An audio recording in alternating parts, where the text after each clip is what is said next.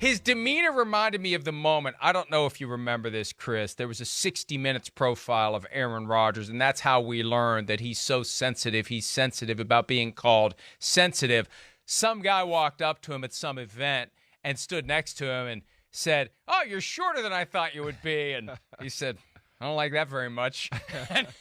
That was that demeanor. It reminded me of that same demeanor from Aaron Rodgers last night. So he begins his stint as the guest host of Jeopardy, and he continues to promote relentlessly and aggressively, a level of promotion we have never seen from him in his NFL career. Because what he's trying to do, Chris, look, I got this figured out, and I know Aaron Rodgers. We are more alike than he would ever admit, and I'm sure that he doesn't want to admit he has anything in common with me. Don't admit it, Aaron. He's trying to shut up. He's trying to goose the ratings. He's doing everything he can to put the thumb on the scale. So he is going to blow Dr. Mehmet Oz away, who had the 2 weeks ahead of time. And he wants this job. It's clear he wants this job. He is violating the first rule of professional aspiration. It specifically is something that I learned in the political field, not that I was ever involved in it and never will be, but you never talk about the jobs that you want. And he's talking too much about the job that he wants. If he doesn't get it, he's going to be regarded as a failure. Well, I mean, maybe. I give him a lot of credit. This is why I like Aaron Rodgers. He puts himself out there all the time. I'm like shocked at how aggressive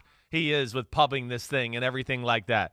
You know, I thought it was an enjoyable show. It's the first time the guy's ever hosted something in his life.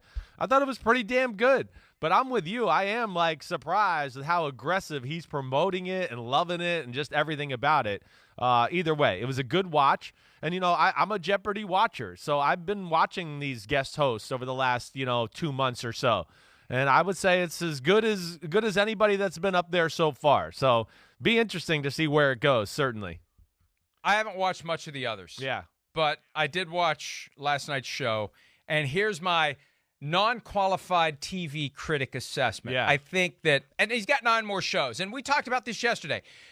His comments about everything he studied and every correct answer, that every word, every phrase, everything that Alex Trebek did, he was trying to. Don't be Alex Trebek, Aaron. And it's too late. It's already done. Yeah, right. But we'll see what happens over the next 9.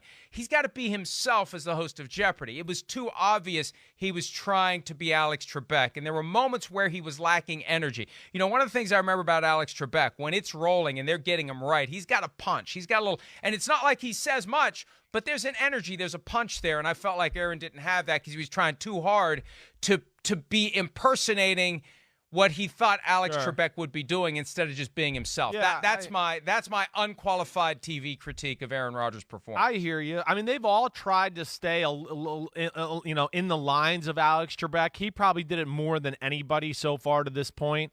But we'll see. Let's see what show 2 looks like. Maybe he gets more relaxed after one show and things like that, and starts to add his own, personality to it, to everything in that way.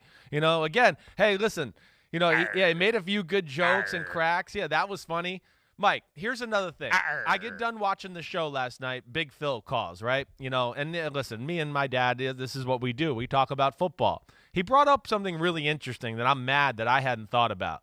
We talked about, why didn't the Packers convert his money into a bonus, right? But, yeah, it would have added more to the, end of the contract, later years, things like that. And we kind of talked about it the whole time, the Packers didn't want to do that.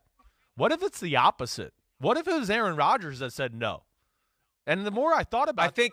Yeah, go ahead. Time out. Go ahead. I think they have. Somebody reported that they had the power to do it. A lot of teams negotiate into the contract the power to do a restructuring automatically anytime they want to. I know the Cowboys have that with Dak Prescott, and I think the Packers have it with Aaron Rodgers. I know. So they could have done it even if he said no. Well, I texted with some people to try to figure out a few things about that last night and just to hear it. But it's something that jumped out. Maybe we could both look into it a little bit more. But either way, it's shocking that he's this aggressive with Jeopardy, right?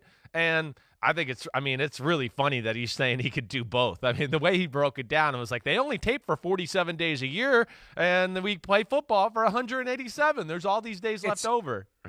It's the Brandon Marshall when he was flying to New York on days off, right, to do inside the NFL. Yeah. The problem is this. Here's the problem.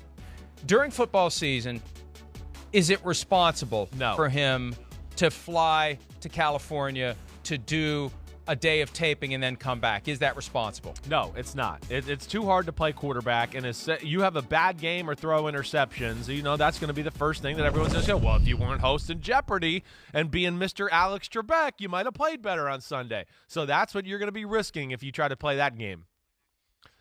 Well, and he clearly wants to do it. He wants the job. He's not afraid to say he wants the job. I just think that if he gets the job, and who knows, maybe he's at the point where with his career in the Packers where he's willing to do it just as a way to stick it to them. Maybe that's his ultimate way to stick it to them. Hey, guys, you're not making a commitment to me. I'm not making a 7-day-a-week commitment to you. Tuesday's my off day. It's my off day for a reason. I'm taking off to California. I'll see you on Wednesday, and we'll worry about getting ready for the game. You're not going out of your way to help me. I'm not going out of my way to help you. Now, I don't know that he would ever put it that way, but that's the message that would come from it if he would do it. So we'll see what happens. Hi, I'm Mike Tirico, and thanks for watching. Make sure to hit subscribe for the latest news and highlights from NBC Sports.